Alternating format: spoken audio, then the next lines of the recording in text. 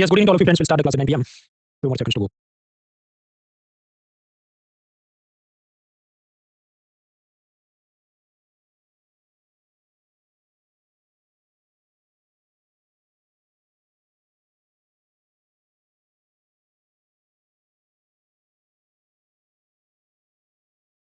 All right, friends. So 9 p.m. we'll start this class. My first question is, can you see me? Can you hear me? देख सकते हैं, सुन सकते हैं, 2% note करें. ज्योति, ललित, सायरा, जहीदा, अमर, and others answer. Just move forward. 2% लोग बोल रहे हैं, देख सकते हैं कीबोर्ड पे कंट्रोल या कंट्रोल शिफ्ट प्रेस करो. कंट्रोल इसको डिसेबल करो. टॉपिक लॉगिन करो. मोबाइल से देख रहे हैं, मेक श्योर इंटरनेट की स्पीड सही हो देन वर्क. क्लास में जो भी डाउट है अपने से ले, तो क्लास के बाद गूगल फॉर्म से पूछिए. लिंक चैट बॉक्स के अंदर फर्स्ट लिंक है.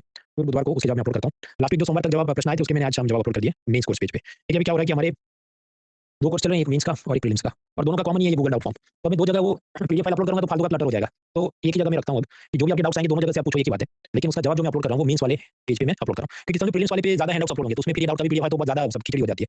तो एक ही जगह पर सारे जवाब आएंगे. अब हम लोग बहुत दिनों बाद मिल रहे हैं प्रीलिम्स के कोर्स में, और बहुत सारे नए लोग जुड़े होंगे. तो कुछ एफएक्यू का पुनरावर्तन जल्दी से मैं करता हूं. देखिए, इकोनॉमी के नाम पे बहुत कुछ चलते रहता है. अब पूरे साल के जो इकोनॉमी के करंट अफेयर्स हैं वो मैं कवर करता हूं. 2020 से मेरी सीरीज शुरू हुई, 20, 21, 2, 3, 4. तो पुराना नहीं देखना आपको, सिर्फ अगले साल फरवरी में जो आएगा 2026 वो सिर्फ एक चीज देखनी है, उसके अलावा कुछ नहीं देखना. अभी आजकल मैं हर महीने के भी करंट अफेयर्स की वीडियो बनाता हूं, जून जुलाई अगस्त इसी बार ऐसा किया, पर वो क्या ये सब बैंक और अलग अलग परीक्षा थी उनके लिए. तो आपको वो सब महीने महीने वाला करंट अफेयर्स नहीं देखना, पूरे साल का एक बार जो आएगा फरवरी में वो आपको देखना है.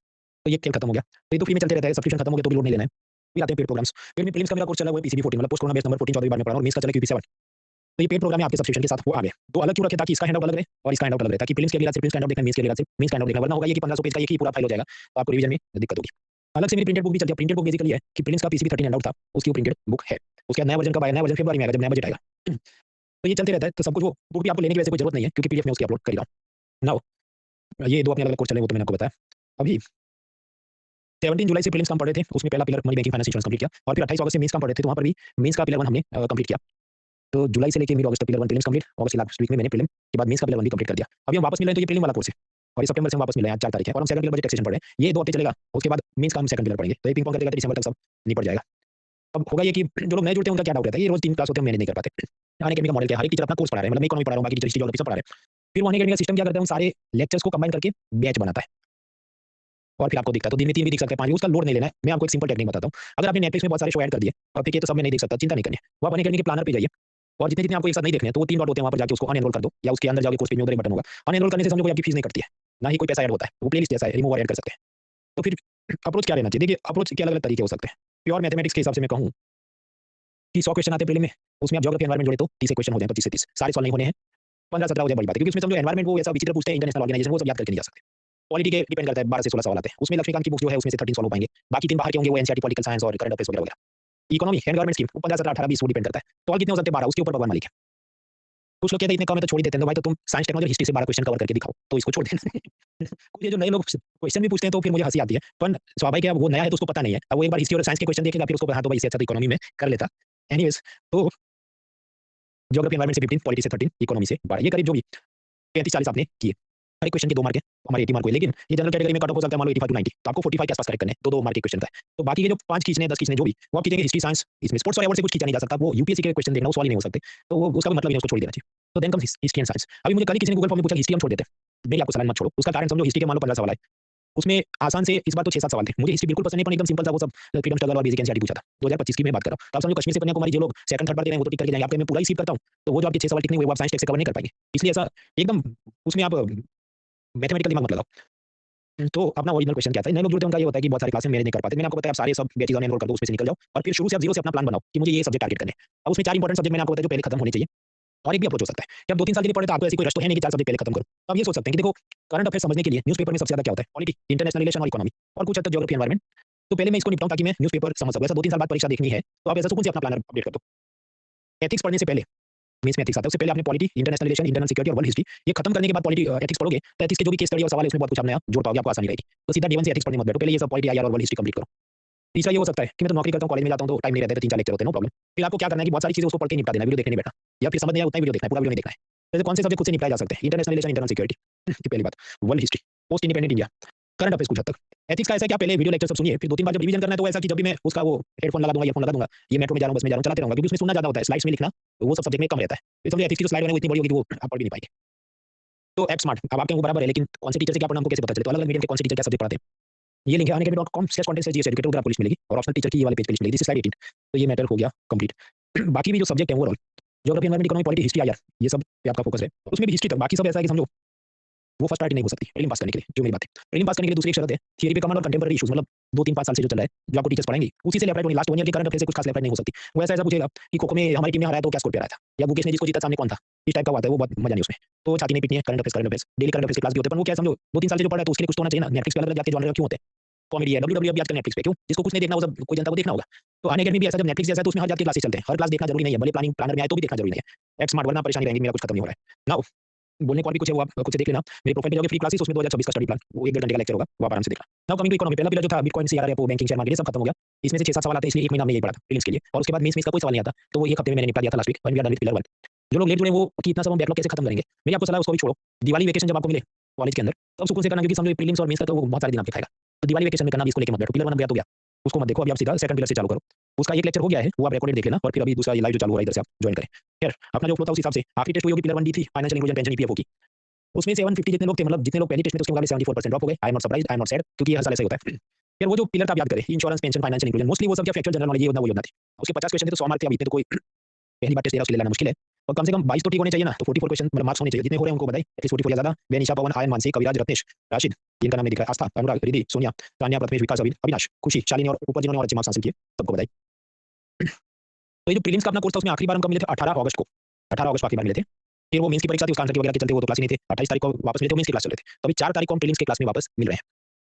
देखिए काफी कुछ हमने पढ़ लिया और काफी कुछ अभी आगे और पढ़ना है। हमेशा याद रखना, ये एक सब्जेक्ट नहीं है। कुल मिला के GS, optional theory, current, prelim में सब निकाल के 14,000 टू 20,000 पेजेस आपको पढ़ने हैं। 1 घंटे में आप 15 पेज पढ़ेंगे, दिन में 6 घंटे पढ़ेंगे, तो भी 155 डेज पहली बार पढ़ने में जाएंगे। 2-3 बार उसका रिवीजन भी करना है। 8-9 महीने उससे ज्यादा लग ही जाते हैं, तब जाके कुछ ऐसा स्कोर बने जो रिस्पेक्टेबल हो। अब आप समझिए, मैंने आपसे फी ली कि क्या मैं इकोनॉमी पढ़ाऊंगा, तो क्या इकोनॉमी में 1 साल आपको पढ़ाऊंगा, बाकी सब्जेक्ट कब करेंगे? तो मुझे टाइम फ्रेम लेके चलना पड़ेगा। मेरा टाइम फ्रेम क्या 3.5 से 4 महीने में निपटाना है, तो दिसंबर तक ये खत्म हो जाएगा। अब इसके चलते मुझे क्या करना पड़ेगा, बहुत तेजी से आपको सब खत्म कराना पड़े। बाकी जो पढ़ना है वो हैंडआउट में सब दिया था, मैं लाइन खींच के एक चीज एक शब्द नहीं पढ़ा था। तो टीचिंग स्पीड इज फास्ट। जो लोग डे 1 से पढ़ रहे हैं उनको पता है, जो लोग बीच में नए आए हैं उनको थोड़ी तकलीफ होती है, तो इसलिए मैं खुलासा कर रहा हूँ। कोचिंग वाले नॉर्मली क्या करेंगे सब, कि मान लो पॉलिटी में 50 चैप्टर है, वो सिर्फ 4 चैप्टर 3 महीने तक पढ़ाएगा, फिर बैच बंद करेगा, फिर नया बैच खोलेगा। वो इसलिए कि कोई भी बीच में आए लेट एडमिशन, उसका देखो कुछ नहीं खत्म हुआ, अभी तो 10 चैप्टर ही पढ़े, तुम जो ज्वाइन कर लो। ये नहीं बोला भाई बाकी का मैं कुछ पढ़ाने वाला नहीं, फिर बैच बंद कर दूंगा, मैं ये नहीं करता। एक से लेकर सारे चैप्टर कंप्लीट होंगे। तो दूसरा, दिल्ली कोचिंग वालों की, और उसमें भी जो हिंदी मीडियम वाले दिल्ली कोचिंग वाले, वो क्या चॉक एंड डॉग से पढ़ाते हैं, नोट डिक्टेट करते हैं, तो एकदम स्लो स्पीड से पढ़ें, तो आपको बहुत आनंद आएगा जो वीक स्टूडेंट है। पर वो आनंद देने के लिए हम नहीं जमा हुए, हमको एग्जाम पास करनी है। तो मैं तेजी से पढ़ता हूँ, क्योंकि पावर पॉइंट में मुझे कोई लिखना है नहीं, अंडरलाइन बनाइए, ऐसा बाकी रख लेना, खत्म। ये अहंकार नहीं है, अभिमान भी नहीं है, ये प्रैक्टिकल बात है। वरना दिल बहला के एग्जाम पास नहीं हो सकती। मैं अपने भाई को जो कॉमर्स का कॉलेज में जाता है, मैं उसको कभी नहीं बोलता यूपीएससी दो, वो खुद के अंदर आग लगनी चाहिए और उसमें वो प्रतिभा होनी चाहिए। मैं किसी को कोई पे नहीं चढ़ाता। तो that you have to understand. अभी ये बात भी सही है कि जो एकदम नया जो उसको कि भाई नहीं मैंने जो तुम बहुत तेज आदमी, उसके अलग-अलग कारण होते हैं। एक आप छोटे स्क्रीन पे पढ़ रहे हैं तो क्या हमेशा दिक्कत आती है। दूसरा वो पहले से ही थोड़ा वीक स्टूडेंट है, या तीसरा वो वीक नहीं, फालतू की पीएचडी कर रहा है। अब इन तीनों का मेरे को एक ही जवाब है। अब ये करो, रिकॉर्डेड क्लास चलाओ, 5 मिनट चलाना है, वीडियो पॉज़ करो, उतना हैंडआउट में से पढ़ो, फिर 5 मिनट चलाओ, फिर वीडियो पॉज़ करो। ऐसा आप 2 हफ्ते करो, फिर आपको रिदम पता चल जाएगा ये आदमी का ऐसा फ्लो रहता है, तो फिर आप उसको मैनेज कर पाएंगे। That is my advice. Now coming to this pillar 2, taxation. Taxation का एक लेक्चर हमने कंप्लीट किया था अगस्त में। मैंने आपको बेसिक आइडिया दिया था, बजट के अंदर 3 डॉक्यूमेंट होते हैं, 3 उसके फंड्स होते हैं वगैरह वगैरह। फिर डायरेक्ट टैक्स तक हम पहुंचे थे। मैं जल्दी से डायरेक्ट टैक्स थोड़ा रिकैप करता हूं, और उसके बाद आज जो हमको पढ़ना है वो सब पढ़ेंगे। ओके, सो कुछ लोग के हैंडआउट किधर गया? देखिए हैंडआउट वही जा रही है ना, क्योंकि 18 अगस्त को हमने थोड़ा ही पढ़ा था, तो 18 अगस्त वाला हैंडआउट अभी चालू ही है, वही चालू है अभी 18 अगस्त वाला हैंडआउट। ये अपने क्लास में पावर पॉइंट अलग होता है, हैंडआउट अलग होता है। जो हैंडआउट कैसे अपलोड डाउनलोड होता है, आप जाइए जो भी मोबाइल ऐप से सर्च करें, courses latest PCB 14 bell icon दबाओ, उसमें आपको मिल जाएगा। एंड्रॉइड में ऊपर 3 डॉट होते हैं, आईफोन में नीचे एरो की होती है, उससे वो डाउनलोड होता है। बना लैपटॉप में anandkbit.com/download courses latest PCB 14 bell icon दबाओ, राइट हैंड से साइड बार खुलती है, उधर आपको सब मिल जाएगा। हाँ, तो वही हैंडआउट जो 18 अगस्त को मैंने अपलोड किया, अभी भी वो जारी है। नोट पेन लेके बैठना, क्योंकि टैक्सेशन में सब समझो चीजें ऐसी आती है। अब हम याद करें, हमने पढ़ा था क्या, टैक्सेशन के 4 कैनन जल्दी याद करें। एडम स्मिथ इकोनॉमिक्स के फादर, उन्होंने कहा देखो कोई भी जात का टैक्स है उसके 4 सिद्धांत होने चाहिए, तो ही वो चलेगा, वरना पब्लिक बगावत करेगी पीपल लेवल। पहला कैनन ऑफ इक्वालिटी, अमीर पे ज्यादा गरीब पे कम होना चाहिए। कैनन ऑफ सर्टेनिटी, मतलब एक तारीख तय होनी चाहिए कि मान लो 31 मार्च को टैक्स भरना है। ऐसा नहीं कि राजा को अचानक याद आ गया आज मुझे मंदिर मस्जिद कुछ बनाना है तो मुझे टैक्स दो, ऐसा अनसर्टेनिटी नहीं होना चाहिए, वरना पब्लिक लेवल। तीसरा कैनन ऑफ कन्वीनियंस, सुविधा होनी चाहिए, ऐसा नहीं कि लाइन में 5 घंटे खड़ा रहना पड़े टैक्स भरने से पहले, वरना पब्लिक नहीं भरेगी। कैनन ऑफ इकोनॉमी, यहाँ इकोनॉमी मतलब मितव्ययता, you should not spend too much money. कि अगर टैक्स सरकार कलेक्ट करे 100 करोड़, तो इनकम टैक्स ऑफिसर की सैलरी 90 करोड़ में नहीं जानी चाहिए, वरना तो 100 करोड़ कमाए और ऑफिसर जो इनकम टैक्स कलेक्ट करे तो उनको 90 करोड़ दिया, तो कुछ बचा ही नहीं आपके लिए। तो कैनन ऑफ इकोनॉमी मतलब टैक्स का कलेक्शन का खर्चा एकदम कम होना चाहिए, ऐसे आप सब सिस्टम बनाए। इस पे से एक प्रश्न भी था, लेकिन वो अभी नहीं हम देखने समझते हैं। ये हमने एक तो देखा था, फिर हमने देखा था टैक्स के 2 प्रकार, डायरेक्ट और इनडायरेक्ट टैक्स। मान लीजिए आपने एक पॉश कार खरीदी, जो भी ऑडी मर्सिडीज वगैरह, तो सरकार कहेगी पहले तो बहुत जाके टैक्स, अभी बोला 5% है 18% है, लेकिन ये जो लग्जरी कार है उस पे अलग है, 40% टैक्स लगेगा, वो है जीएसटी। तो आपने 1 करोड़ की गाड़ी खरीदी, उस पे कितना 40 लाख जीएसटी चढ़ना चाहिए, तो फिर अभी 40 लाख जीएसटी कौन कलेक्ट करेगा? शोरूम का मालिक। और उसमें से आधा 20% यूनियन को देगा, आधा 20% स्टेट को देगा, ऐसा ही जीएसटी है। इसका लोड नहीं लेना है, रविवार और सोमवार हम लोग यही पढ़ने वाले हैं। तो यहाँ आपने सीधा टैक्स जमा नहीं किया, आपने दुकानदार को दिया, वो सरकार में जमा करे, सो this is called indirect tax, indirect tax. On the other hand income tax कैसा है कि आप ही कमा रहे हैं और आप ही जमा करें, ऐसा ही आपने दुकानदार ने को दिया, दुकानदार जाके आपका इनकम टैक्स भर रहा है। तो डायरेक्ट टैक्स जैसे इनकम टैक्स क्या है, उसका इंसिडेंस और इंपैक्ट दोनों ही एक ही पॉइंट पे होता है। वो कैसे 18 अगस्त में मैंने सुकून से बताया था, अभी तुम रिकैप करें, इससे जल्दी मैं बता रहा हूँ। इसको मैं और आसानी से बताऊं तो ऐसी बात है, मान लीजिए मैंने आपसे कोचिंग की फी ली 100 रुपये, तो मैं आपको सर्विस सेल कर रहा हूँ, तो इस पे जीएसटी लगेगा 18, तो वो मैंने आपसे कलेक्ट किया और मैंने मृणाली सरकार में जमा किया, कितना 18 रुपये, बाकी मेरे पास कितना बचा 82 रुपीस। अब उसमें भी मुझे धंधा शुरू किया, तो जो भी ये कैमरा लाइट ये सब का खर्चा होगा, मान लीजिए 72 रुपीस मेरा खर्चा है, तो वो सब माइनस करो तो मेरा प्रॉफिट बचेगा मान लो 10 रुपये। तो जो 10 रुपये प्रॉफिट है, या मैं उसको कहूँ ये मेरी इनकम है, असली इनकम। इस पे इनकम टैक्स लगेगा। तो समझो जीएसटी भी लगेगा, इनकम टैक्स भी लगेगा, पर फर्क क्या है, जीएसटी स्टूडेंट्स ने मुझे दिया, मैंने सरकार में जमा किया। इनकम टैक्स ऐसा है वो मेरी ही है और मैं ही सरकार में जमा करूंगा, तो दो अलग चीजें हैं। नाउ अब जो बात है वो बहुत सिंपल है। डायरेक्ट टैक्स के क्या फायदे नुकसान, फिर हम अलग अलग डायरेक्ट टैक्स पढ़ेंगे आज और कल। कल इनकम टैक्स सुकून से पढ़ेंगे, फिर शनिवार को छुट्टी होगी ताकि आप उसका मॉक टेस्ट दे सके, फिर रवि और सोम को हम जीएसटी और बाकी इनडायरेक्ट टैक्स पढ़ेंगे जिसकी बुधवार को टेस्ट होगी। तो डायरेक्ट टैक्स समझने मैंने आपको बताया, जैसे इनकम टैक्स है, मेरी इनकम है, मैंने कमाया, मैंने सरकार में भरा है। This direct tax is progressive in nature. वहां पिरामिड याद करें 18 अगस्त वाला, गरीबों पे कम अमीरों पे ज्यादा लगता है। गरीब पे तो इनकम टैक्स ही नहीं, 12 लाख रुपए तक आप कमाते कोई इनकम टैक्स नहीं, उसके बाद वालों को भरना है। तो progressive in nature, rich people have to bear higher burden, poor people are exempted from it. दूसरा, सरकार इसको फाइन ट्यून करके सेविंग और इन्वेस्टमेंट भी एनकरेज कर सकती है। फॉर एग्जांपल, आप ये जो मान लीजिए एनपीएस पेंशन स्कीम थी, पब्लिक प्रोविडेंट फंड, एलआईसी, ये सब क्या था, पिलर 1 में देखा था, तो उसमें सरकार अलग अलग छूट देगी कि तुम 50,000 उसमें जमा करो तो उसपे कोई इनकम टैक्स नहीं, वरना आपकी सैनिक को 50,000 पे सरकार इनकम टैक्स मांगती है। पर आप कहने में तो एनपीएस में डाल दिया, तो फिर अच्छा तुम मत करो, उस पे इनकम टैक्स नहीं डालेंगे। ये सब कैसे होता है कल सुकून से पढ़ेंगे, पर सफिशिएंट होगी सरकार यहाँ पर आपकी सेविंग की हैबिट को एनकरेज कर रही है, इन्वेस्टमेंट की हैबिट को एनकरेज कर रही है, तो फाइन ट्यून किया जा सकता है।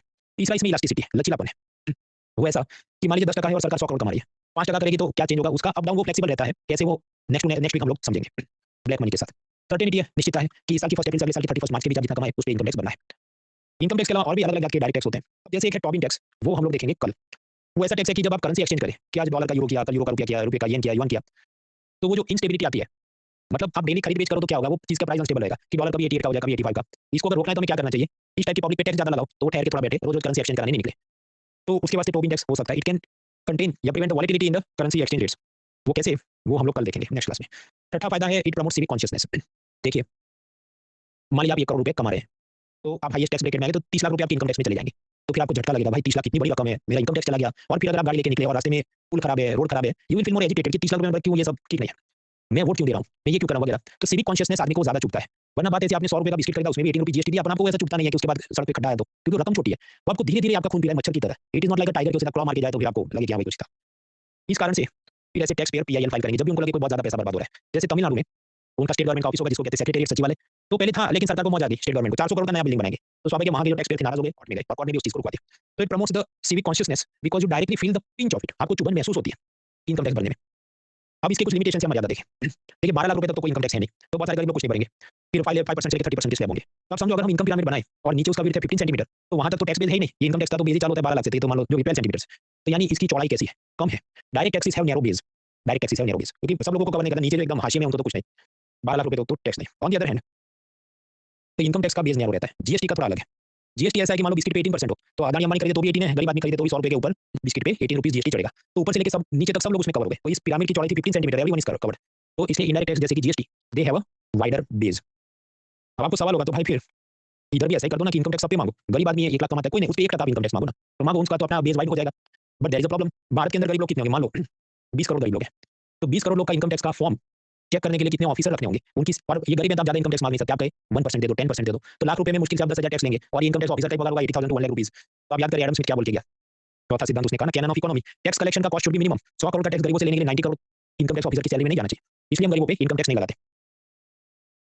आप कहते हो कि जीएसटी क्यों लगा रहे, जीएसटी भी माफ कर दूं गरीबों पे, तो जीएसटी में क्या है, you don't need officer, shopkeeper जो है दुकानदार ही तो आपसे कलेक्ट कर रहा है, तो दुकानदार को सरकार सैलरी नहीं देती, वही बेचारा चुपचाप बढ़ते रहता है।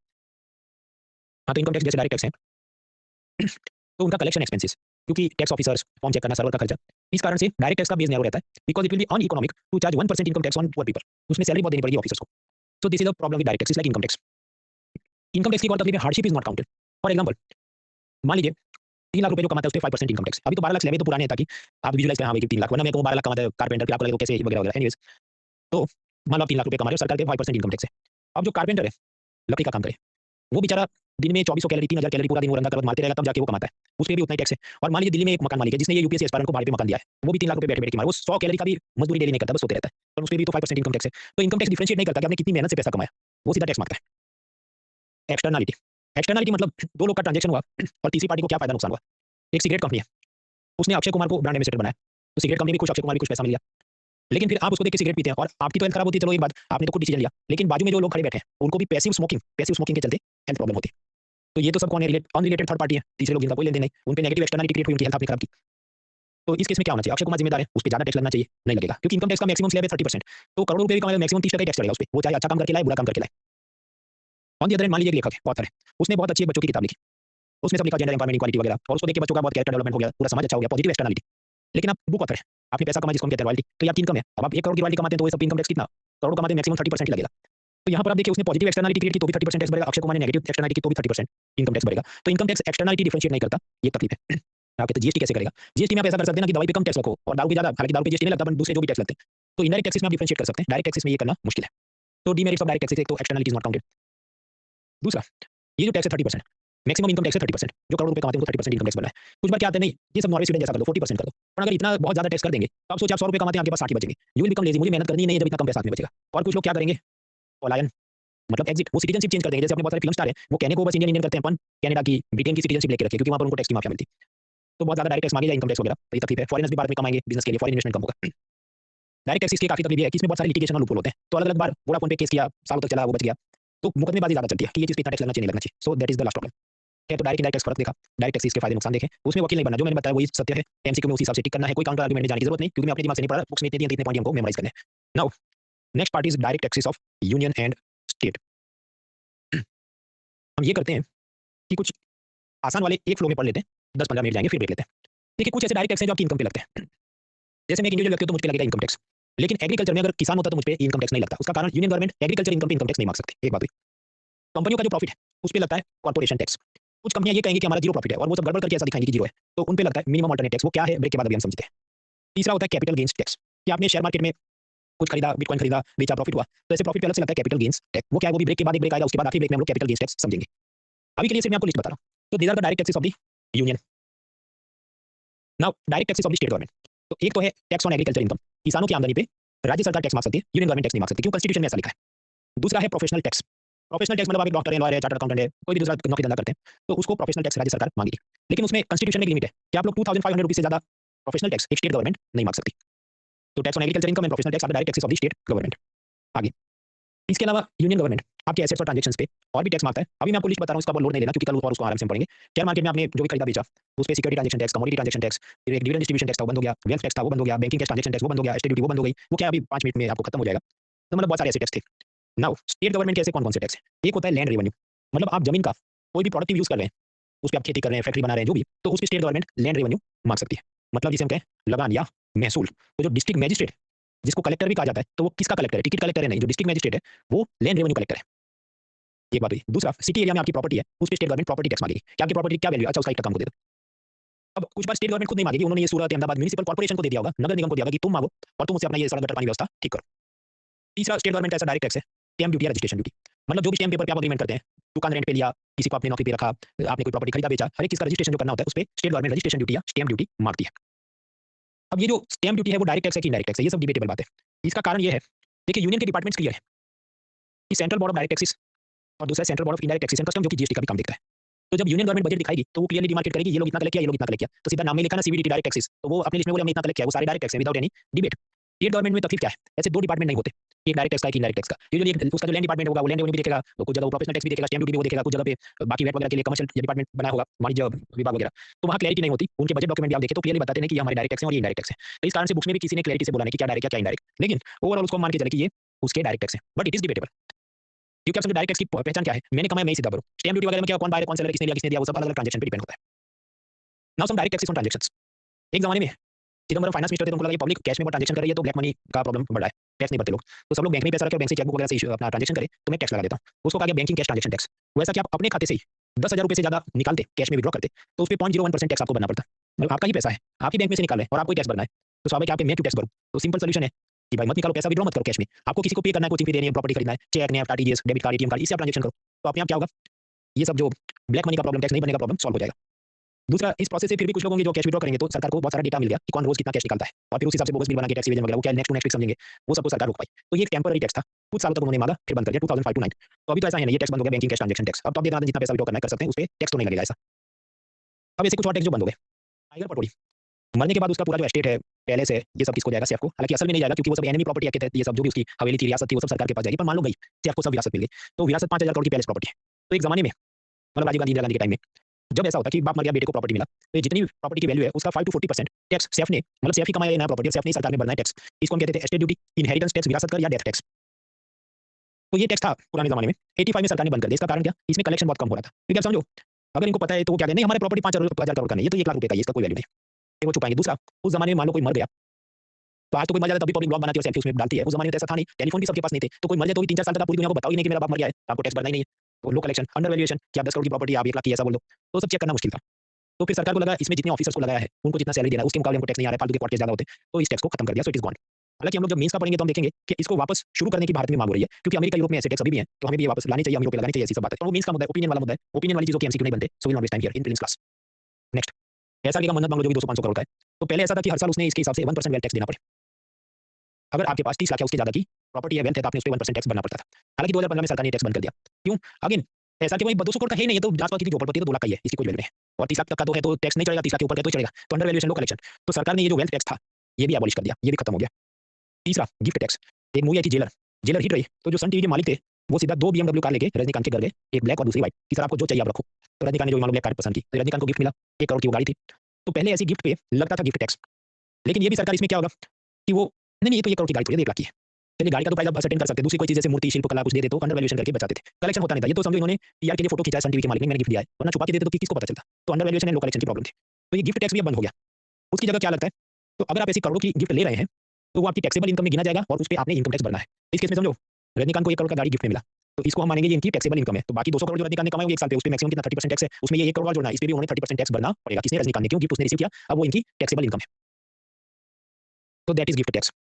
फिर एक था फ्रिंज बेनिफिट टैक्स। वैसा कि किंगफिशर ने जो भी पायलट और एयर होस्टेस रखे हैं, वो सैलरी उसको देगा किंगफिशर का बॉस। तो उसपे पायलट और इनकम का जो भी एयर होस्टेस है, सैलरी पे इनकम टैक्स भरेंगे आपके बराबर है। इसके अलावा ये सब पायलट, एयर होस्टेस को किंगफिशर और भी दूसरे बेनिफिट्स दे कि गोल्फ क्लब की मेंबरशिप, जिमखाना की मेंबरशिप, तो ये सब क्या है, सैलरी के ऊपर दिया गया बेनिफिट, उसको कहेंगे फ्रिंज बेनिफिट। तो पहले ये था कि कंपनी ने ऐसे फ्रिंज बेनिफिट पे 30% टैक्स इनकम टैक्स विभाग को देना पड़ता। वैसा कि जिमखाना की मेंबरशिप मान लो ₹5000 तो उसपे 30% विजय माल्या ने सरकार ने जमा करना होगा। मतलब माल्या ही पैसा खर्च करे जिम मेंबरशिप खरीदने का अपने पायलट एयर होस्टेस के, और माल्या ही जाके टैक्स भी भरे, तो इसलिए ये डायरेक्ट टैक्स था। एडिशनली ये सब सर्विस जो है, गोल्फ, जिमखाना, कोचिंग क्लास कुछ भी, आज की तारीख में जीएसटी लगता है, पहले इस पे जीएसटी नहीं सर्विस टैक्स लगता था, तो इनडायरेक्ट टैक्स था कि माल्या ने वो 5000 दिया, उसमें कुछ सर्विस टैक्स का कंपोनेंट होगा, वो जिमखाना मालिक ने सरकार में जमा करना था क्योंकि वो इनडायरेक्ट टैक्स था। Just a minute.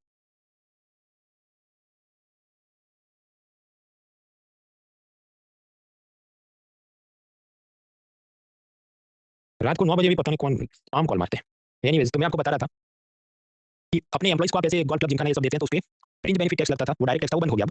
और जो आपने खरीदा कोचिंग या क्लब मेंबरशिप, उसपे सर्विस टैक्स लगता था। अब क्या है, अब तो ये सब बंद हो गया, तो फ्रिंज बेनिफिट टैक्स बंद हो गया। ऑफ कोर्स ऐसा गोल्फ मेंबरशिप, जिमखाना मेंबरशिप, उसपे फीस लगती है, फीस पे अब जीएसटी लगता है, तो जीएसटी तो चालू है। अब इस केस में क्या, मान लो पायलट की सैलरी है 2 लाख और कंपनी अभी भी उसको जिमखाना की 5000 की मेंबरशिप दे रही है, तो पायलट ने ये 5000 की उसकी टैक्सेबल इनकम में आएगा, तो 2 लाख सैलरी पे भी इनकम टैक्स भरे और 5000 के फ्रिंज बेनिफिट, मतलब ये जो भी क्लब मेंबरशिप वगैरह, उसपे भी पायलट ने इनकम टैक्स भरना है। तो now fringe benefit tax is gone, जो भी है वो सब आपकी टैक्सेबल इनकम में काउंट होता है। तो हम बात कर रहे थे डायरेक्ट टैक्सेस ऑन एक्सपेंडिचर, मतलब आप ही खर्चा करो और आप ही टैक्स भी भरो। तो gift tax, fringe benefit tax, hotel receipt tax, पहले आप 5 स्टार होटल में जाते तो आपने खाना खाया, आप रहे, आपने टैक्स भी भरना है। ये बंद हो गया रेड कलर में। एक शेयर बायबैक टैक्स है, वो ब्रेक के बाद समझते हैं। So these are some direct taxes on expenditure by union government. ज़्यादातर बंद हो गए तो बहुत डरना नहीं है लिस्ट देख के, मैंने इसलिए दिया है। यूपीएससी तो नहीं पूछेगी, जो खत्म हो गया उसको खत्म हुए 10 साल हो गए। पर जो स्टेट सर्विस वाले आप जानते हो, वो क्वेश्चन बैंक अपडेट नहीं करते, वो बाबा आदम के जमाने में जो बना वो अभी भी वही पूछेंगे, तो इसलिए आपको क्लासिफिकेशन याद रखना है कि ये डायरेक्ट था, ये इनडायरेक्ट था। स्टेट गवर्नमेंट कैसे डायरेक्ट टैक्स ऑन एक्सपेंडिचर, मतलब आप ही खर्चा करो और आप ही जाके सरकार में टैक्स भी भरो। ऐसा रोड टैक्स, देखिए गाड़ी पे जीएसटी लगे वो तो इनडायरेक्ट टैक्स है कि आपने शोरूम के मालिक को दिया, शोरूम का मालिक सरकार को दे रहा है, लेकिन उसके अलावा आप जो गाड़ी खरीदते हैं उस पे अलग से स्टेट गवर्नमेंट रोड टैक्स भी मांगती है। तो इसे कहा जाता है डायरेक्ट टैक्स ऑन एक्सपेंडिचर। हालांकि ये डिबेटेबल है, क्योंकि कुछ केस में ऐसा है कि आपने वो खुद ही आरटीओ में जाके जमा करना पड़े, कुछ में ऐसा है कि आप वो शोरूम के मालिक को देंगे, वो जमा करे, वो डिपेंड करता है कौन सा स्टेट है, कौन सा व्हीकल है, क्या कैटेगरी है। हम इस पे बहुत नींद नहीं खोएंगे क्योंकि बुक्स में क्लैरिटी नहीं है, प्रोफेसर को पूछो, उनकी क्लैरिटी अलग दिशा में जाती है। तो मुझे नहीं लगता यूपीएससी ये पूछेगा कि रोड टैक्स डायरेक्ट टैक्स है या इनडायरेक्ट टैक्स है, तो इसका लोड लेके नहीं घूमना कि ये पूछेंगे तो मैं क्या करूंगा। पूरा इकोनॉमी पढ़ेंगे, 1000 पेज होंगे, हर पेज में मान लो 20 फैक्ट है तो 20000 फैक्ट है, तो इसमें ये क्या समंदर में एक बूंद है, तो ये आया नहीं आया उसका लोड नहीं लेना है, as it this is the matter of life and death, क्योंकि इसका बुक में कोई क्लैरिटी नहीं है। चैट जीपीटी को पूछो, चैट जीपीटी को देख के यूपीएससी प्रश्न नहीं बनाती। तो don't waste time, don't worry too much about what is the case of road tax. अब कुल मिला के बहुत सारे ऐसे यूनियन गवर्नमेंट के जो टैक्स हैं वो बंद हो गए। वेल्थ टैक्स वो बंद हो गया, शाहरुख खान का मन्नत बंगलो, गिफ्ट टैक्स रजनीकांत की बीएमडब्ल्यू बंद हो गया, एस्टेट ड्यूटी सैफ अली को फादर की प्रॉपर्टी मिले बंद हो गया। तो सरकार ने ये सारे टैक्स तो बंद कर दिया, क्यों? उसमें कभी भी सरकार को कोई ज्यादा रकम नहीं कमाते, मान लो 2 करोड़ 5 करोड़ कमाते थे, तो इसलिए इनको पेपर टैक्सेस कहा जाता था। मैं कहूँ कि वो पेपर टाइगर है, मतलब क्या, वो असली शेर नहीं है, वो कागजी शेर है। तो ये सब भी टैक्स तो थे लेकिन इसमें कमाई नहीं होती थी, तो इसको क्या कहेंगे, पेपर टैक्सेस। तो पेपर टैक्सेस थे, सरकार ने इसको डिलीट कर दिया। ये लिस्ट याद रखनी है, ये शब्द याद रखना है, क्योंकि ये सब दिया है एनसीईआरटी में, इसलिए हम लोग रट रहे हैं। तो that is various type of direct and indirect taxes of union. इसे अभी भी नहीं डरना है, अभी आज और कल हम और सुकून से एक टैक्स पढ़ेंगे, then we will have clarity ऐसा क्यों इतनी बड़ी लिस्ट है। अभी इधर एक ब्रेक लेते हैं, ब्रेक में आप एक क्वेश्चन ट्राई करें कि ये जो राज्यसभा है वो मनी बिल का क्या कर सकती है। Break starts for 5 minutes.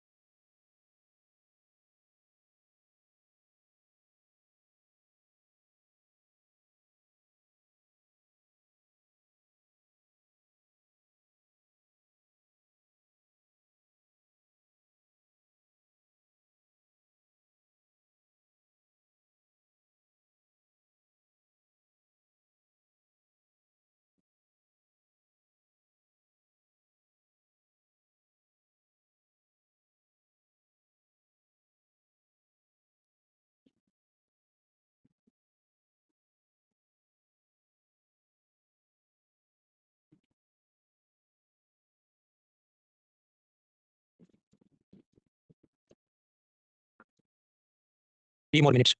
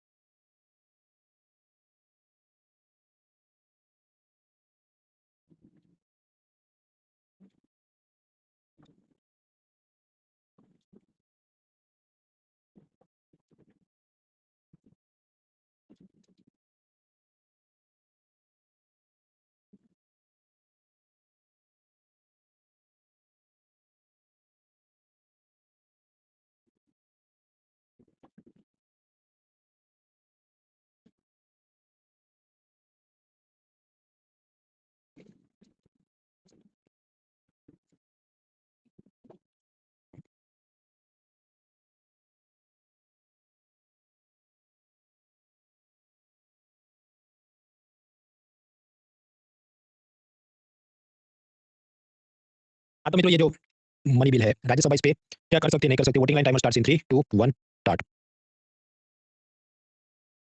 Divyanshi, Divya, खुशी, शालिनी, छवि, निधि, कैफ, निखिल, दीक्षा, नगीना, ब्रिज, मुक्ता, वंदना, गौतम, रिया, अंजलि, ये सब लोग, फिर यशोदा, अमल, शुभम, रोशन, सोहन, रोशनी, साक्षी, ऋचा, हमजा, प्रशांत, करेक्ट आंसर्स। देखिए, बजट के नाम पे 3 चीजें पेश की जाती है। पूरे साल का हिसाब किताब, एनुअल फाइनेंशियल स्टेटमेंट, टैक्स लेने के लिए फाइनेंस बिल, और खर्चे करने के लिए अप्रोप्रिएशन बिल। ये सब क्या था, 18 अगस्त का लेक्चर देखने के बाद आइए। तो एनुअल फाइनेंशियल स्टेटमेंट में चर्चा तो हो ही सकती है ना, राज्यसभा चर्चा भी नहीं कर सकती, ऐसा तो है नहीं, तो थर्ड इज रॉन्ग, तो डी चला गया, सी चला गया। नाउ वी आर 50-50, ए और बी में कुछ हो सकता है। तो राज्यसभा ये जो ग्रांट्स हैं, मनी बिल है, इस पे उसका हम आप जानते हैं कि पावर नहीं है खास। तो दोनों स्टेटमेंट करेक्ट, इसका आंसर है बी 1 एंड 2 ओनली। अब जब एग्जाम हुई उसके बाद क्या तलवार खींच गई, कुछ लोगों ने ऐसी तलवार खींची कि देखो राज्यसभा वोट तो कर सकता है ना डिमांड फॉर ग्रांट्स, मतलब एक मंत्रालय को एग्रीकल्चर मिनिस्ट्री मान लो मांग रही है 50,000 करोड़, तो हाना में कर तो सकते हैं ना, फिर वो राज्यसभा लोकसभा को भेजेगी और फिर लोकसभा उसको एक्सेप्ट करे रिजेक्ट करे, वो लोकसभा का प्रेरोगेटिव है। तो ऐसा कर सकते हैं कि नहीं कर सकते, इस पे सब लोग वकील बन गए थे। अब इकोनॉमी के एमसीक्यू में पब्लिक वकील बन जाती है, तो पॉलिटी के क्वेश्चन में तो 10 गुना ज्यादा वकील बन जाएगी, क्योंकि पॉलिटी है ही सब वकालत। तो बहुत लंबी चौड़ी इसमें चर्चा हुई थी। खैर अल्टीमेटली ऑफिशियल आंसर की ने ये कहा कि the answer is B 1 and 2 only. खैर वो सब आगे जितना है वो पॉलिटी लक्ष्मीकांत लेक्चर्स वगैरह में आप देखें, but yes this type of questions also come. Now अब हमें पढ़ने हैं कुछ टैक्सेस। देखिए, सबसे पहले हमें समझना है टैक्स, सेस और सरचार्ज में क्या डिफरेंस होता है। हम लोग नेक्स्ट वीक समझेंगे फाइनेंस कमीशन क्या है। फाइनेंस कमीशन मतलब समझो यूनियन ने 100 रुपए इनकम टैक्स वगैरह में कमाए, तो कॉन्स्टिट्यूशन में आर्टिकल 280 ऐसा कहता है कि हर 5 साल में यूनियन गवर्नमेंट ने एक फाइनेंस कमीशन बनाना है, और ये फाइनेंस कमीशन कुछ पैसा स्टेट गवर्नमेंट्स को दिलवाएगा। जैसे 15 फाइनेंस कमीशन बना एनके सिंह, उन्होंने ये कहा कि अगर यूनियन ने टैक्स में 100 रुपए कलेक्ट किए तो उसमें 41 यूनियन गवर्नमेंट ने राज्य सरकारों को देना है। तो उसके बारे में नेक्स्ट वीक सुकून से पढ़ेंगे। तो there is a finance commission. फिर मैंने आपको बताया कि कैसे अगर मैंने आपसे कोचिंग फी ली तो उसमें कुछ तो जीएसटी कटेगा जो इनडायरेक्ट टैक्स है, बाकी बचे 82 रुपीस, उसमें मेरा धंधा शुरू करने का खर्चा था 72, तो बचा प्रॉफिट 10, उस पे लगेगा इनकम टैक्स। अभी बात ऐसी कि जो भी मान लो मेरा ऐसा टैक्सेबल इनकम है 100 रुपए, तो उस पे इनकम टैक्स लगेगा। कितना लगेगा डिपेंड करते, तुम लाखों कमा रहे हो कि करोड़ों कमा रहे हो। मान लो उस पे 30 रुपए का इनकम टैक्स चढ़ा है आपकी इनकम पे, तो यूनियन गवर्नमेंट ये कह रहा है देखो अभी भी हमारे दिल को चैन नहीं मिला है, थोड़ा और हमको नींबू निचोड़ना है, we want to squeeze the lemon further.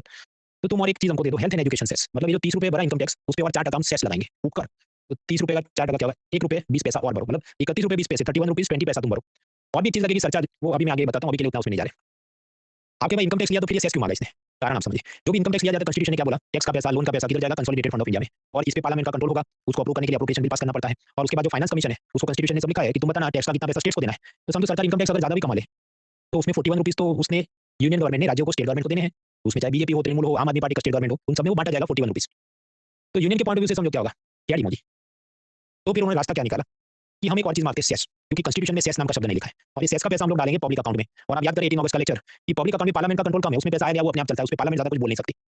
तो here states will get nothing, क्योंकि फाइनेंस कमीशन रिपोर्ट में लिखेगा टैक्स का पैसा देना है, सेस का पैसा देना है, सब लिखेगा नहीं, क्योंकि कॉन्स्टिट्यूशन में लिखा नहीं है। तो सेस के नाम पे ये जो, तो आप समझो ये 30 रुपए इनकम टैक्स उसका 41 स्टेट को जाएगा, यानी सेस का 1 रुपया जो आया 1 रुपया 20 पैसा, उसमें से यूनियन गवर्नमेंट अपने पास रखेगा, स्टेट्स को हिस्सा नहीं देगा, तो इसलिए अलग से सेस मांगा जाता है, और सरचार्ज भी मांगेंगे। तो this is a problem. Problem इसलिए कि स्वाभाविक स्टेट गवर्नमेंट नाराज होंगे भाई कि तमीज से एक ही टैक्स का कौन है, दो चार जात की और क्यों कर रहे हो तुम, लेकिन वो सब मीन्स का मुद्दा है, तो मीन्स के लेक्चर में समझेंगे। अभी मान लीजिए एक अमीर आदमी है जिसको 50,000 रुपए इनकम टैक्स भरना है, तो 50,000 रुपए इनकम टैक्स, ये जो इनकम टैक्स है वो इसमें जाएगा कंसोलिडेटेड फंड ऑफ इंडिया में, ये तिजोरी में। और इसमें फाइनेंस कमीशन कहेगा कि इसका 41% यूनियन गवर्नमेंट ने स्टेट गवर्नमेंट्स को डिस्ट्रीब्यूट करना है। तो ये एक बात हुई। तो हाँ, टैक्स का जो भी पैसा वैसे जाता है। जीएसटी में मैकेनिज्म थोड़ी अलग है, पर वो रविवार के लेक्चर में देखेंगे, तो अभी जीएसटी की खिचड़ी इधर नहीं करें, हम सिर्फ इनकम टैक्स की बात कर रहे हैं। तो 50,000 इनकम टैक्स भरा, फिर सरकार कहेगी देखो ये जो तुम्हारा 50,000 इनकम टैक्स है उस पर और 10% तुम सरचार्ज भरो, मतलब 50,000 का 10% क्या होगा, 5,000, हाँ तो 5,000 सरचार्ज भरो। ये पैसा भी जाएगा कंसोलिडेटेड फंड ऑफ इंडिया में, लेकिन ये यूनियन अपने पास रखेगा। फाइनेंस कमीशन इसका डिस्ट्रीब्यूशन नहीं करा सकता, क्योंकि वो शब्द बदल दिया ना, सरचार्ज है। टैक्स लिखा होता तो फिर फाइनेंस कमीशन स्टेट्स को कुछ हिस्सा दिलवाता, तो सरचार्ज में भी यूनियन अपने पास रखेगा, स्टेट्स को कोई चीज नहीं मिलेगी। अभी जो सरकार है वो सरचार्ज जो है व्हाट इज द ऑब्जेक्टिव? गरीबों के लिए मांगा, एनवायरमेंट का मांगा, किस ऑब्जेक्टिव से मांगा?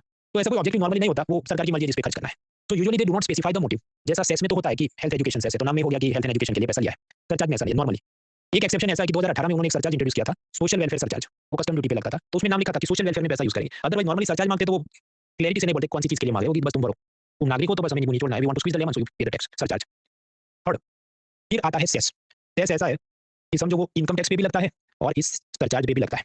मतलब ऐसी बात है कि सरकार क्या मांगती है कि देखो 4% cess health education cess on this. तो ऑन दिस का मतलब क्या है? 50,000 इनकम टैक्स पे भी 4% सेस भरो और 50,000 इनकम टैक्स पे जो आपने 5,000 सरचार्ज भरा उस पे भी 4% तुम सेस भरो, तो दोनों पे। इसलिए आप देखिए ये दिस प्लस दिस और आगे मैंने ब्रैकेट बना के मल्टीप्लाई किया है। क्या वो मैथ्स रीसेट में आप समझना। ये जो सेस की रकम है वो ऐसी हो जाएगी पब्लिक अकाउंट में, यूनियन यूज करेगी, फाइनेंस कमीशन कुछ बोल नहीं सकता, स्टेट को कोई उसमें हिस्सा मिलेगा नहीं। तो दैट इज कॉल्ड सेस, जो टैक्स और सरचार्ज दोनों पे लगता है।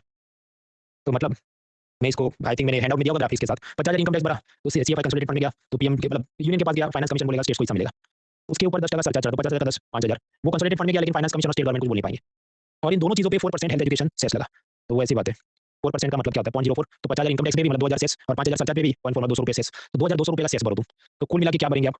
Income tax 50,000, surcharge 5,000, cess 2,200, 57,200 rupees आप भरेंगे। ये कैलकुलेशन याद रखनी है बिल्कुल नहीं। ये सेस दोनों पे लगता है, ये याद रखना है बिल्कुल नहीं। तो बताया कि उससे याद इतना रखना है कि भाई तीन चीज होती है, उसमें दो चीज तो ऐसी है जो फाइनेंस कमीशन उस पे कुछ बोल भी नहीं सकता, स्टेट को कुछ मिलता नहीं है, इसलिए स्टेट्स नाराज रहते हैं। बाकी इस पे लगता है उस पे ये असल में यूपीएससी कुछ पूछने वाला नहीं है। मैंने आपको बताया क्योंकि ये जो प्राइवेट मॉक टेस्ट वाले हैं वो ये सब फालतू की पूछते रहते हैं। ये लोग मेरा खून पीते हैं, तुमने नहीं बताया हमको, और ये उधर दूसरे की मॉक टेस्ट में आ गए। देखिए एक तो मैंने अपना रास्ता कैसे निकाला है कि अपनी बुधवार की टेस्ट है वो सारे क्वेश्चन मैंने चुन चुन के डाले ताकि कोई मेरा खून नहीं पी सके। मैंने जितना पढ़ा है, जितना मुझे अपेक्षा यूपीएससी को उतना ही मैं उस क्विज में डालूंगा, because I would like to keep my effort minimum.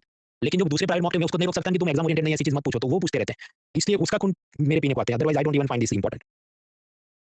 आपने एक हार्ड डिस्क खरीदी और उसमें आप विंडोज ऑपरेटिंग सिस्टम इंस्टॉल करेंगे। अब समझिए जब आप पहली बार इंस्टॉल करते हैं तो विंडोज ऑपरेटिंग सिस्टम आपको पूछता है कि तुम्हें ये हार्ड डिस्क के पार्टीशन करने हैं। अगर नहीं करने तो बस एक रखो सी ड्राइव, लेकिन एफिशिएंसी के लिए आप दो तीन पार्टीशन करेंगे। किसी ड्राइव में ऑपरेटिंग सिस्टम, डी ड्राइव में डॉक्यूमेंट, ई ड्राइव में गेम्स वगैरह। तो ये एफिशिएंसी है। उसी तरह जो पब्लिक अकाउंट बना तो उसमें भी सरकार क्या करेगी? एफिशिएंसी के लिए आपको सेस का पैसा इसमें जा रहा है, लेकिन अलग अलग हम डेजिग्नेटेड छोटे छोटे फोल्डर बना देंगे, ड्राइव्स बना देंगे।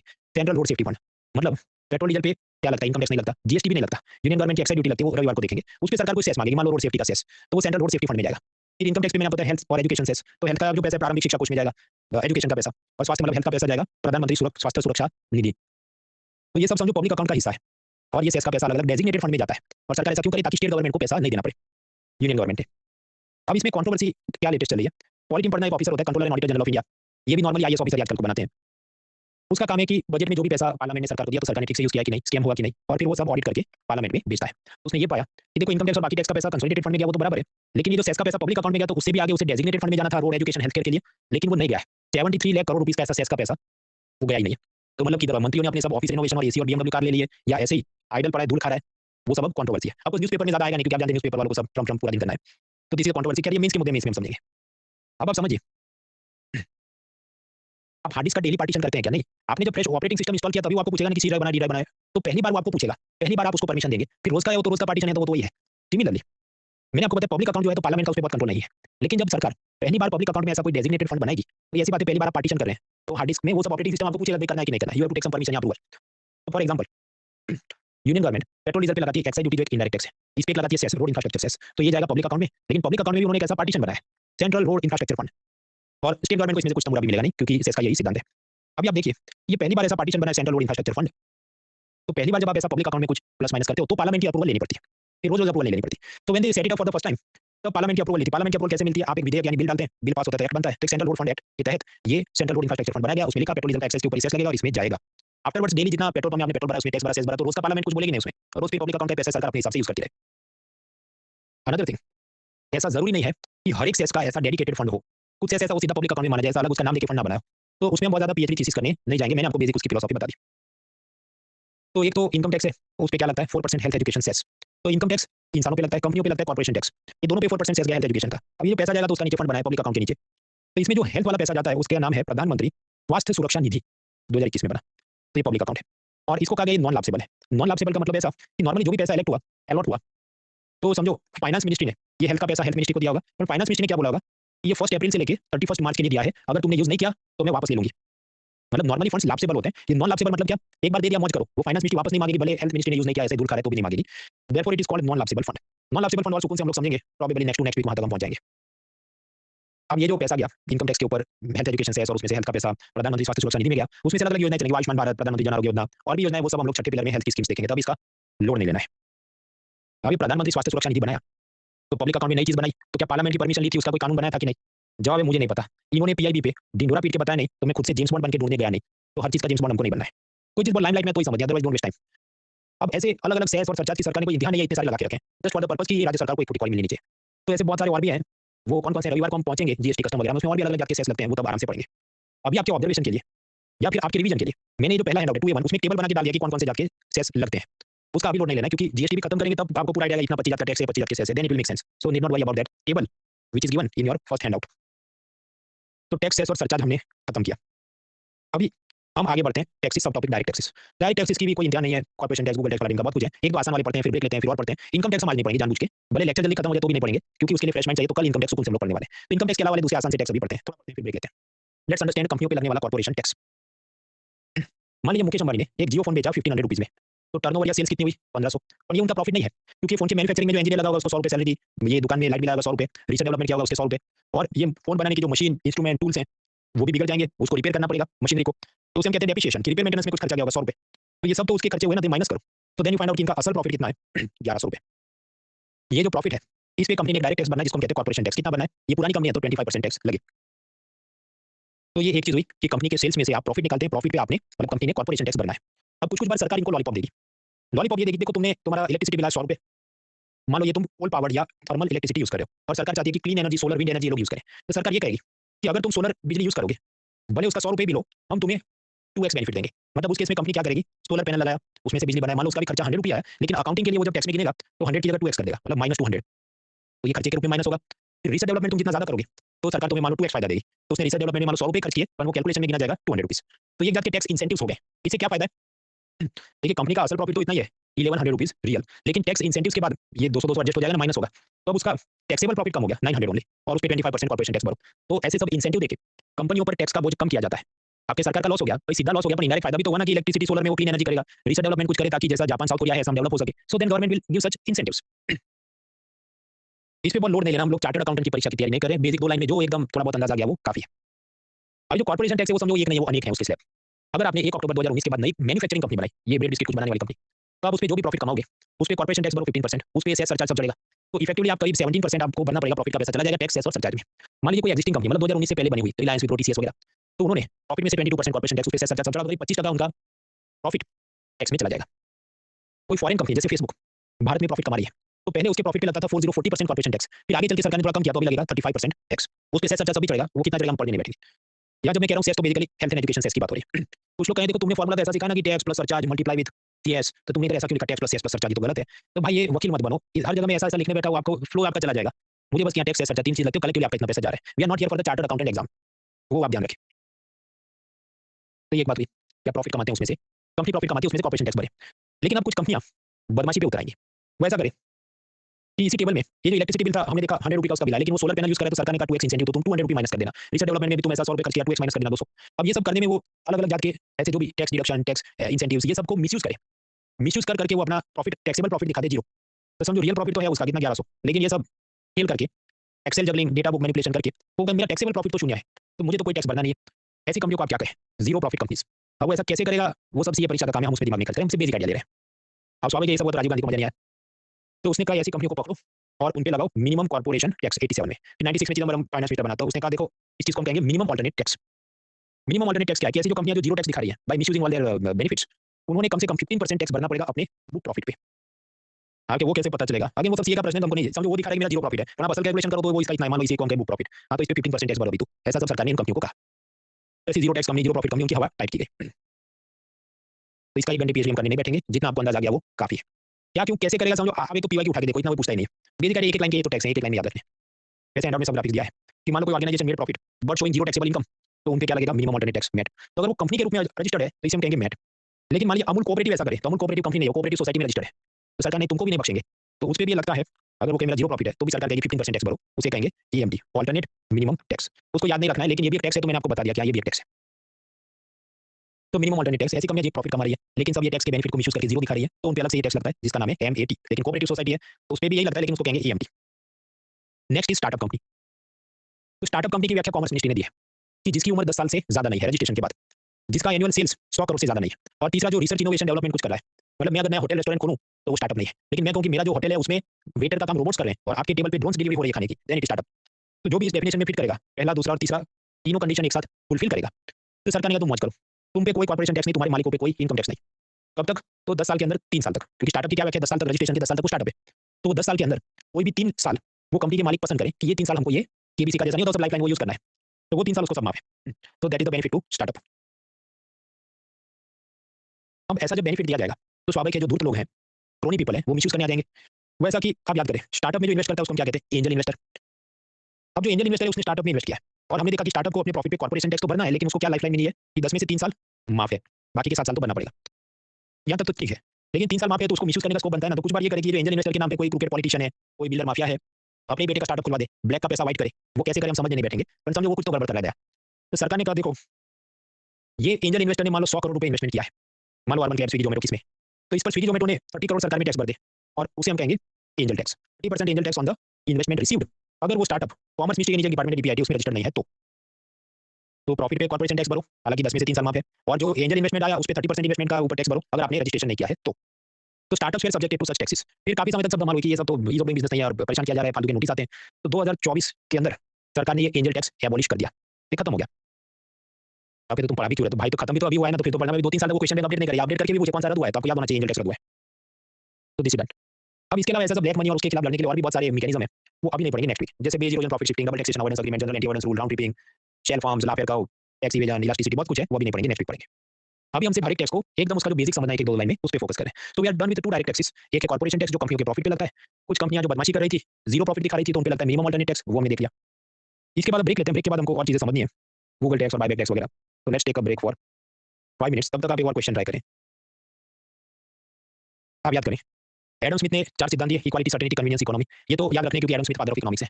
अब उसने ये किया तो स्वाभाविक, ऐसे पबजी और जैसे पबजी, फोर्टनाइट है, तो ऐसे और भी 25 जात के गेम्स बने, तो और भी इकोनॉमिस्ट ने ऐसे सब सिद्धांत दिए। उसमें से टोटल रैंडम सवाल एक बार यूपीएससी ने सीरीज में पूछा। लेट मी, एक तो इसको जूम इन करेंगे तो भी दिखेगा नहीं, इतना ही है, तो 5 मिनट का ब्रेक लेते हैं, सुकून से सोचिए इस पे।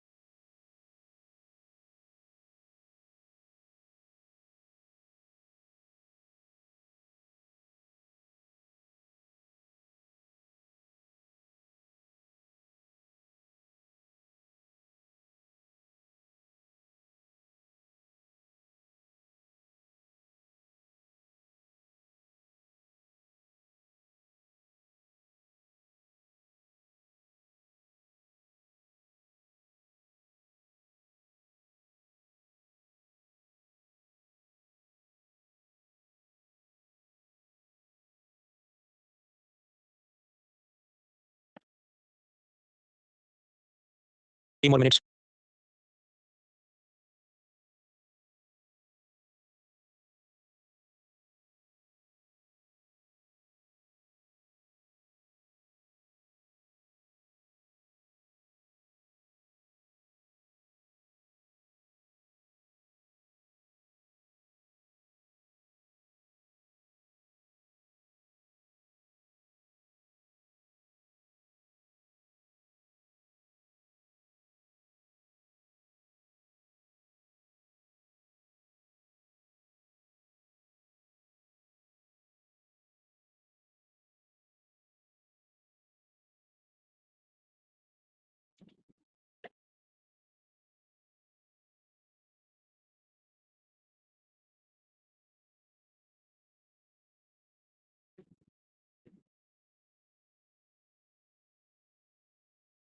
Thirty more seconds.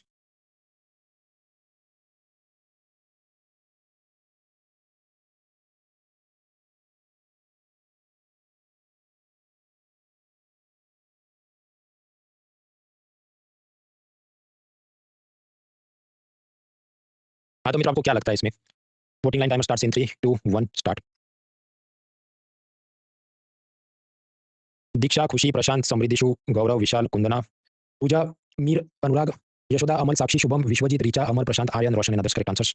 देखिए, आप याद करें 18 अगस्त लेक्चर, प्रोग्रेसिव टैक्स क्या होते हैं कि गरीब पे जीरो अमीर पे ज़्यादा, ये होते हैं प्रोग्रेसिव टैक्स। लेकिन ये जो थर्ड स्टेटमेंट क्या कह रहा है कि प्रोग्रेसिव टैक्स मतलब वो गरीब पे ज़्यादा लगता है, तो गलत है ना? So third statement is wrong. So is gone, D is gone.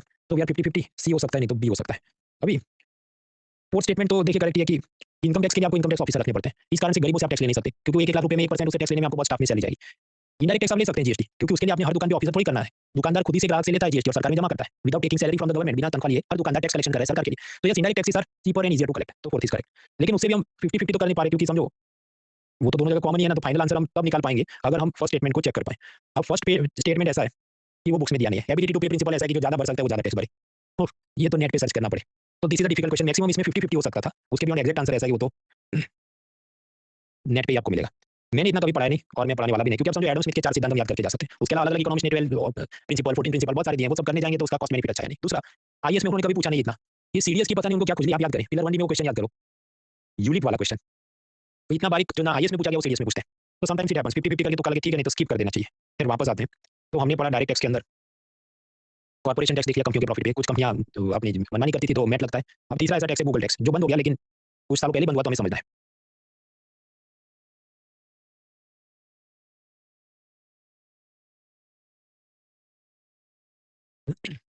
आप इंडियन एक्सप्रेस की वेबसाइट पे जाते हैं, ये सब एड्स दिखते हैं। आजकल तो क्या लॉक ही कर देते हैं। मतलब पहले क्या था, आज से मान लो 5-7 साल पहले, कि कोई वेबसाइट लॉक नहीं होती। मतलब you have reached the article limit, 5 article के बाद पढ़ने नहीं देता, पैसा मांगता है। पहले ऐसा नहीं था। आजकल एक तो तकलीफ क्या है कि एआई समरी गूगल दे देता है, तो कोई वेबसाइट ही नहीं खुलता। आपको सर्च करो तो पहले ही गूगल खुद समराइज कर दे, तो कौन वेबसाइट खोलेगा? तो वेबसाइट चलाने वालों को ये सब एड्स में जो इनकम होती थी वो बहुत कम हो गई, इसलिए वो सीधा पैसा आजकल मांगते हैं। फिर वो अलग बात है, जो भी आपको ऐसे एड्स दिखते हैं, तो मान लो ये बिल्डर है जिसको अपना प्रॉपर्टी का नया कुछ स्कीम का एड चलाना है, या तो वो हर एक वेबसाइट वाले के पास जाके टाइप करें। अब भारत में ऐसी 5,000 50,000 वेबसाइट होगी, सबके साथ कैसे वो टाइप करें? तो वो जाएगा गूगल एडसेंस या एडवर्ड नाम की उसकी अलग कंपनी है, उसको वो पैसा दे देगा। और ये हर एक वेबसाइट चलाने वाला, उसने गूगल एडसेंस एडवर्ड के अंदर सब अपने खाते खोल के रखे होंगे। तो फिर आपको क्या करना होता है कि वो एचटीएमएल में उसका कोड डालो और फिर अपने आप सारे एड्स चलते रहेंगे। अब स्वाभाविक है, जिसको लाखों करोड़ों की मात्रा में व्यूज आते हैं उसको ज्यादा पैसा आएगा, जिसकी वेबसाइट छोटी है उसको कम पैसा आएगा। तो दैट इज गूगल एडसेंस या एडवर्ड्स। अब आप समझिए कि ये जो फेसबुक है वो भी ऐसा एड्स का काम करता है, गूगल भी करता है। अडोबी फोटोशॉप सॉफ्टवेयर है, तो वो भी एक विदेशी पार्टी है जो आपको डिजिटली कुछ सर्विसेज बेच रही है, एड सर्विस, सॉफ्टवेयर सर्विस। तो ये सब लोग क्या करेंगे, आपका फॉरेन ई कॉमर्स या डिजिटल एड्स का बिजनेस है इनका। अब मान लीजिए इन्होंने आपसे, मान लीजिए आपने अडोबी का ये सॉफ्टवेयर खरीदा, फोटोशॉप वगैरह, जिसका प्राइस आपने भरा 1000 रुपये। अब असल में अडोबी कंपनी का कॉस्ट प्राइस, उसको ये सॉफ्टवेयर बनाने का खर्चा होगा 700, वो आपसे प्रॉफिट मांग रहा है 300 extra, so you are paying 1000 rupees.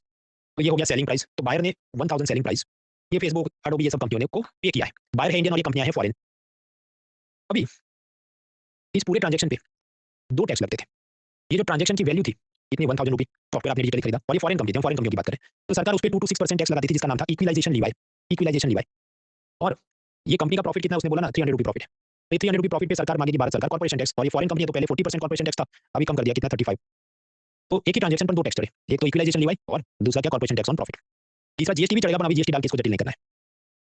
अब ये तो चल ही रहा था, फिर इसमें क्या मतलब, क्या ये क्यों ऐसा सब हुआ? There is a concept called double taxation avoidance agreement, डीडबलटीए। वो राजीव गांधी, इंदिरा गांधी के टाइम पे हमने मॉरिशस के साथ एक एग्रीमेंट साइन किया। वो ऐसा कि मॉरिशस का कोई आदमी भारत में पैसा कमाएगा तो इस पे इंडियन गवर्नमेंट टैक्स नहीं मांगेगी, केवल मॉरिशस की गवर्नमेंट टैक्स मांगेगी।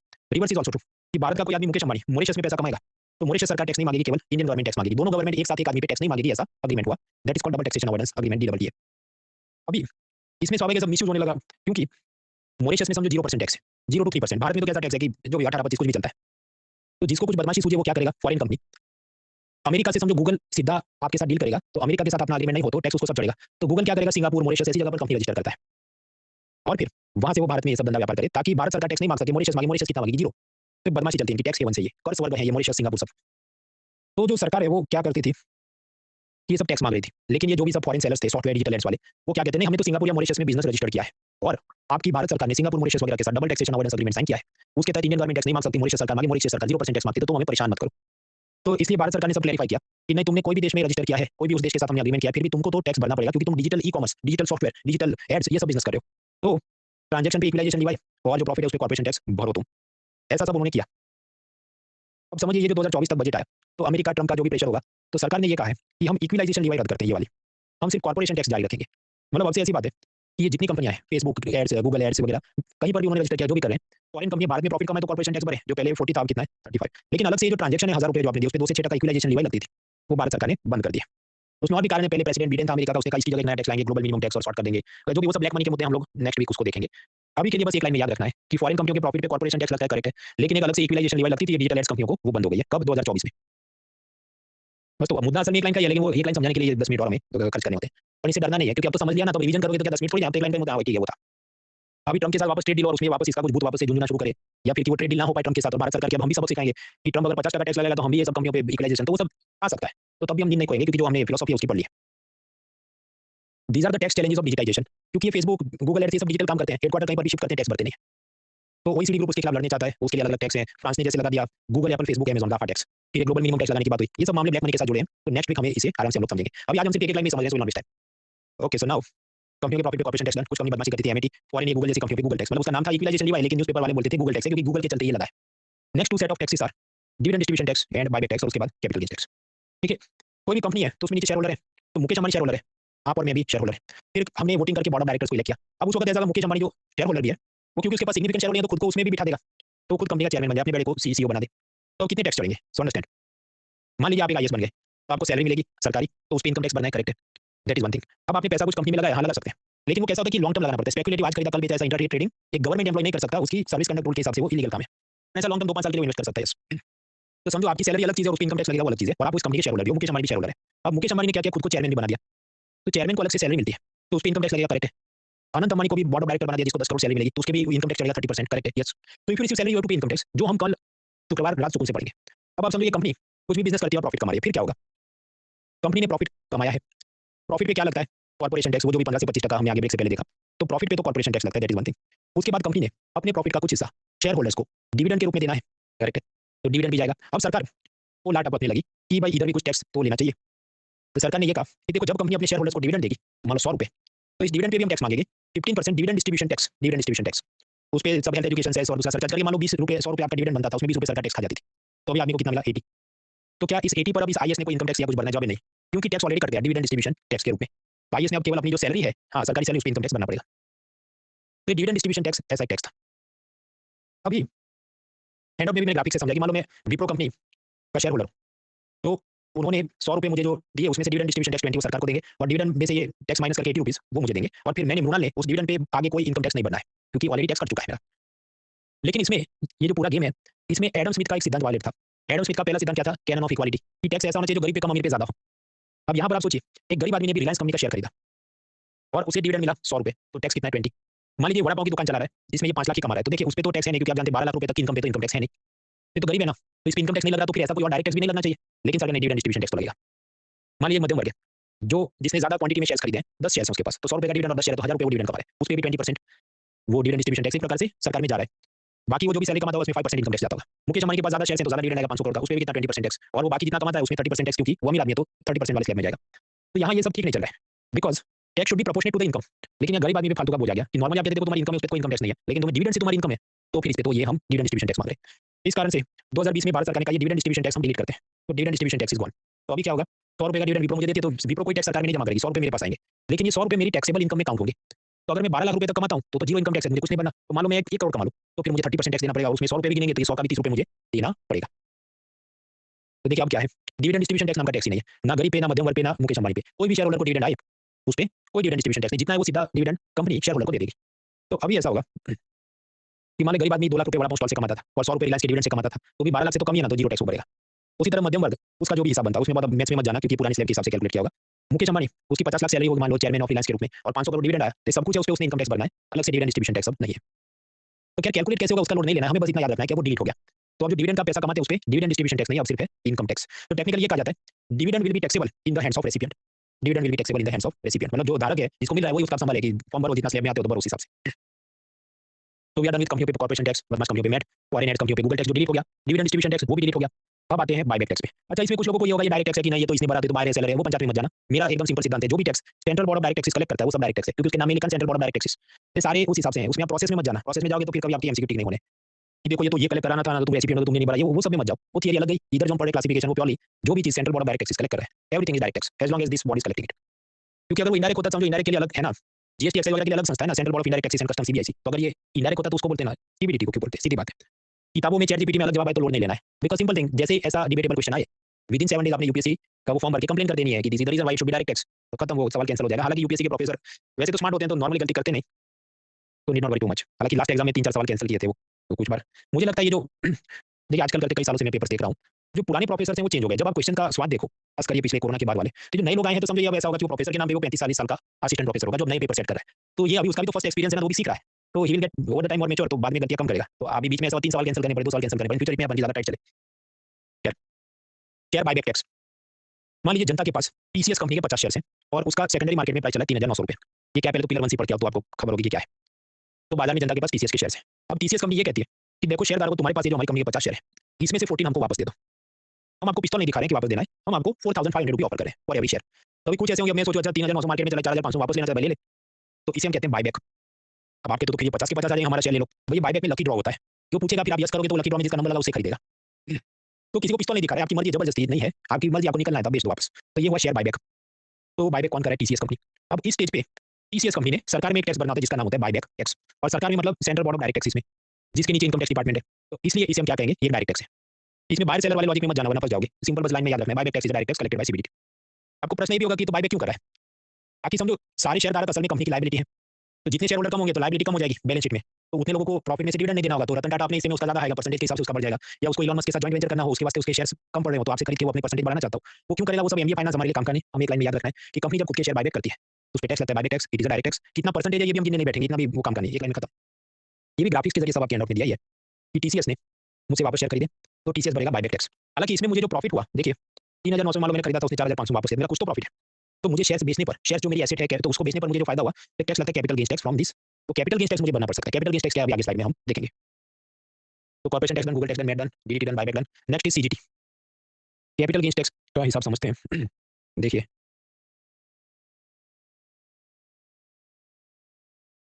हम इधर ब्रेक नहीं ले क्योंकि 5-7 मिनट का ही काम है, तो पे अटेंशन। डायरेक्ट टैक्सेस हम जो देख रहे थे, तो मैं जो पैसे कमाता हूं इनकम टैक्स भरूं, कंपनी ने जो प्रॉफिट कमाया वो कॉर्पोरेशन टैक्स भरे। तो ये सब क्या हुआ, आपकी income from job, business, manufacturing, service जो भी है उस पे क्या लगता है। आदमी है तो इनकम टैक्स, आदमी नहीं और कंपनी है तो कॉर्पोरेशन टैक्स। ये एक बड़ा टैक्स हुआ। अब इसके अलावा प्रॉफिट फ्रॉम कैपिटल एसेट्स, मतलब आप धंधा बिजनेस नहीं कर रहे, आपने शेयर बाजार में रखा था पैसा और अपने यहाँ प्रॉफिट हो गया, या आपने बिटकॉइन खरीदा था अपने यहाँ प्रॉफिट उसका हो गया, आपने बंगला खरीदा था ज्यादा प्रॉफिट पे बेचा, तो ये आपका रोज का काम नहीं था, ये आपका बिजनेस नहीं था, ये आपकी एक प्रकार से बाकी इन्वेस्टमेंट से हुई कमाई है। तो इस पे अलग टैक्स लगता है जिसका नाम है कैपिटल गेन्स टैक्स, सीजीटी, पूंजीगत लाभ कर। फॉर एग्जाम्पल, मान लीजिए मैंने मकान खरीदा 10 लाख में और फिर उसको बेचा 12 लाख में, तो मेरा प्रॉफिट कितना, 2 लाख रुपए। तो 2 लाख रुपए पे चलेगा टैक्स कैपिटल गेन्स टैक्स। उसके बाद समझो इनकम टैक्स नहीं लगेगा, या तो ये लगेगा या वो लगेगा, तो कैपिटल गेन्स टैक्स लगेगा। ऐसे और भी अपनी जो एसेट्स है, इन्वेस्टमेंट है, उसको आप जब बेचते हैं और प्रॉफिट पे बेचते हैं, देन यू हैव टू पे टैक्स। तो shares, vehicle, jewellery, painting, bitcoin, सब पे आपको प्रॉफिट पे चलता है टैक्स, उसको बोलते हैं कैपिटल गेन्स टैक्स। तो लिस्ट थोड़ी याद रखनी है।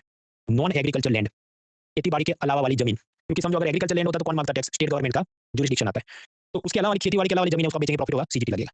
या समझते jewellery, painting, vehicle, machinery, patent, trademark, वो क्या है हम लोग पिलर 4 में देखेंगे। ये कंपनी अपना ये नाइकी का लोगो किसी और को बेच दे के तुम यूज कर सकते हो, तो उसमें जितना कमाया वो सब उसका कैपिटल गेन्स टैक्स पे चलेगा। कंपनियों के share, bond, mutual fund, bitcoin और ऐसी virtual digital asset, non fungible token जो हम पिलर 1 में शुरुआत में पढ़ चुके हैं, ये सब आपकी एसेट्स हैं, इसको आप बेचेंगे तो लगता है। इस पे नहीं लगेगा। पर्सनल आर्टिकल्स, मतलब मैं अपना बेल्ट, जूता, शूज ये सब बेचूं सेकेंडरी ओएलएक्स वगैरह में, तो ये तो प्रॉपर्टी थोड़ी है, ये तो पर्सनल कंजम्पशन आइटम है, इस पे ये नहीं लगेगा। कंज्यूमर गुड्स पे नहीं लगेगा, मतलब बिस्किट, मोबाइल वगैरह जो बेचते हैं कंपनी, उस पे जीएसटी लगेगा, उस पे कैपिटल गेन्स टैक्स नहीं होता है, नॉट ऑन कंज्यूमर गुड्स। अभी आप समझिए, एक किसान वो भी कुछ कमा रहे मान लो 10,000, तो उस पे क्या इनकम टैक्स लग सकता है। तो जब यूनियन गवर्नमेंट का इनकम टैक्स नहीं लग सकता, स्टेट गवर्नमेंट चाहे तो टैक्स ऑन एग्रीकल्चर इनकम या एग्रीकल्चर इनकम टैक्स लगा सकती है, लेकिन ज्यादातर स्टेट गवर्नमेंट नहीं लगाती, क्यों, वरना किसान नाराज होकर वोट नहीं देंगे। तो आपके तो फिर अमीर किसानों पे लगाओ, कानून पे भी नहीं लगा रहे, लगाना चाहिए, नीति आयोग भी बोल रहा है, लेकिन वो सब मीन्स के मुद्दे, ओपिनियन वाले मुद्दे, मीन्स के मुद्दे, उसमें हम अभी नहीं जा रहे। तो ये एक बात हुई। अब समझो, अगर किसान की एक खेती बाड़ी की जमीन है, खेत है, फार्म लैंड, उसको बेच के प्रॉफिट कमाता है, तो क्या उस पे यूनियन गवर्नमेंट टैक्स मांग सकता है, नहीं, क्योंकि मैंने अभी आपको बताया कि नॉन एग्रीकल्चर लैंड, खेती बाड़ी के अलावा वाली जमीन बेच के प्रॉफिट कमाए तो यूनियन मांगेगा, वरना जैसे खेती की जमीन बेचेगा स्टेट गवर्नमेंट क्या नहीं, सब एग्रीकल्चर वाले हमारा है। तो ये स्टेट गवर्नमेंट के demand tax, union government can not demand tax on agriculture income और द फार्म लैंड, ये याद रखना है। अब हम वापस आते हैं, शेयर्स की बात करते हैं। मान लीजिए मैंने 100 रुपये में एक शेयर खरीदा और 150 में बेचा, तो प्रॉफिट मेरा है 50, इस पे क्या लगेगा, कैपिटल गेन्स टैक्स। मैं इधर लिख देता हूँ, cost price 100, profit 50, selling price 150। तो ये 50 रुपये पे कितना टैक्स लगेगा, वो डिपेंड करता है कि मैंने शेयर खरीद के कितने टाइम में बेच दिया।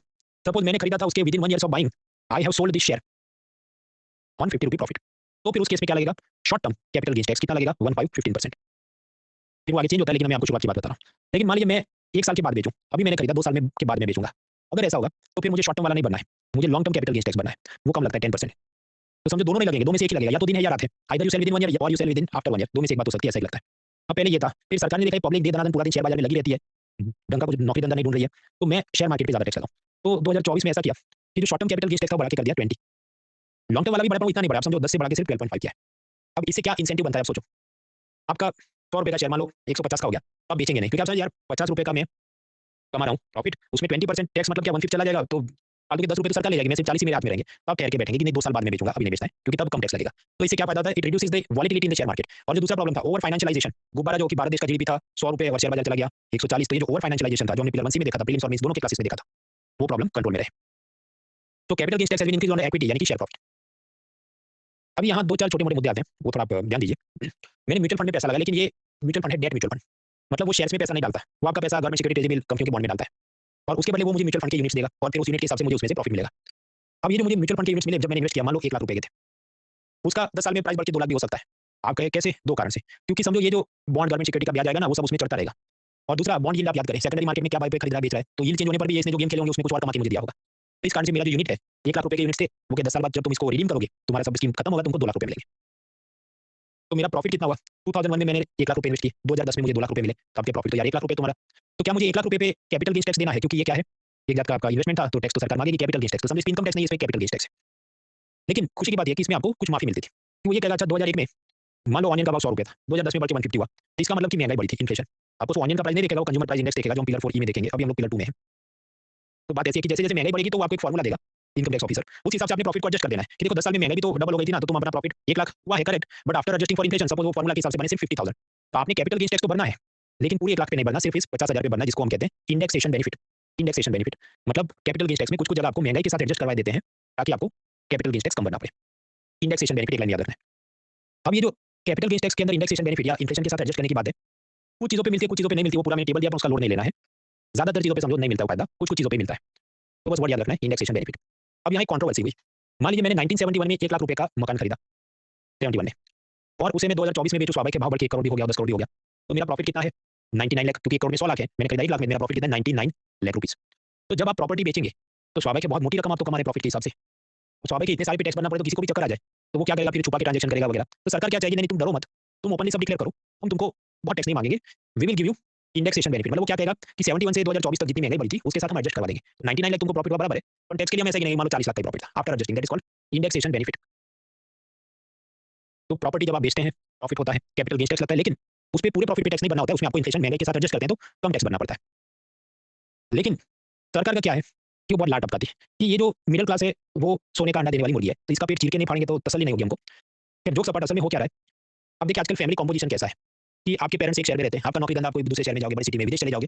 आजकल बहुत सारी प्रॉपर्टी सेल होती है और बहुत मोटे-मोटे भाव पे सेल हो रही है, क्योंकि जो बच्चे हैं उनको उस जगह पे नहीं रहना, उसको अमेरिका जाना है, उसको दिल्ली, बेंगलुरु शिफ्ट होना है। तो बड़े-बड़े प्रॉफिट कमाए जा रहे हैं। अब सरकार को लगता है इतने सारे ट्रांजेक्शन, इतना सब कमाई है तो हमको भी मिलना चाहिए, लेकिन कम मिलता है क्योंकि वो महंगाई का आपको लाभ देते हैं, जिसको हमने कहा इन्फ्लेशन के साथ इंडेक्सेशन का बेनिफिट। तो सरकार क्या करेगी? इसको चेंज करवा देगी कि तुमको नहीं देंगे, ये कोई इन्फ्लेशन का फायदा नहीं देंगे। तो स्वाभाविक है पब्लिक धमाल करेगी। धमाल किया तो फिर उन्होंने कट ऑफ डेट निकाला। कट ऑफ डेट ऐसा निकाला कि क्या तुमने 23 जुलाई 2024 ये पहले प्रॉपर्टी खरीदी थी तो तुमको इन्फ्लेशन महंगाई का लाभ देंगे, उसके बाद खरीदोगे तो नहीं लाभ देंगे, ऐसा सब हुआ। उसके बाद और भी पंचायत हुई, वो पूरी मैंने लिखी है आपकी तसल्ली के लिए, पर उसको याद नहीं रखना है। पॉइंट इज़ सरकार को ऐसा जब ज़्यादा लोभ लालच हो गया, गवर्नमेंट गॉट ग्रीडी और ऐसी कट ऑफ डेट लेके आए, तो पब्लिक हंगामा करेगी कि भाई तो हमें महंगाई का लाभ दो, ये क्या नया तुम लेके आए, बेसिक कट ऑफ डेट नहीं होनी चाहिए।